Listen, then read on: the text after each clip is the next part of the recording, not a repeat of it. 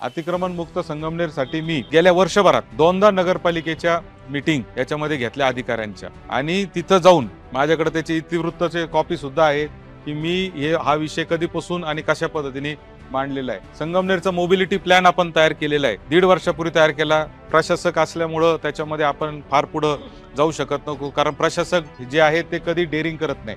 त्यांना असं वाटतं की बॉडी असेल तर आपण निर्णय घेऊ शकतो। मोबिलिटी प्लॅन म्हणजे कुठं पार्किंग करायची, कुठं नो पार्किंग करायची, कुठं वन वे करायचा, कुठं काय असलं पाहिजे याचा शहरांमध्ये पुणे मुंबई सारख्या शहरात मोबिलिटी प्लॅन तयार केला जातो। ज्यांनी मुंबईचा केलाय त्याच एजन्सीकडून आपण संगमनेरचा बनवून घेतला आणि संगमनेरचा सर्वे करून त्यांनी तो मोबिलिटी प्लॅन केलाय, पण त्याची अंमलबजावणी होऊ शकली नाही अद्यापर्यंत। त्याला कारण म्हणजे प्रशासन अनुत्साही आहे। अनुत्साही याचं कारण असं आहे, त्याला अंमलबजावणी करायला पोलीस लागतात आणि पोलिसांचं म्हणणं आहे की आमच्याकडे आधीच मनुष्यबळ नाहीये, तर आम्ही आता नवीन काहीच करू शकत नाही। ट्रॅफिकची आपली शाखा होती ती बंद झाली, त्या ट्रॅफिकच्या शाखेसाठी सुद्धा मी किमान SP ला मागच्या 2 वर्षात 3दा पत्र लिहिलेले की ट्रॅफिकची शाखा परत चालू करावी, परंतु ते त्यांच्याकडेच पोलीस नसल्यामुळे ते करू शकले नाही।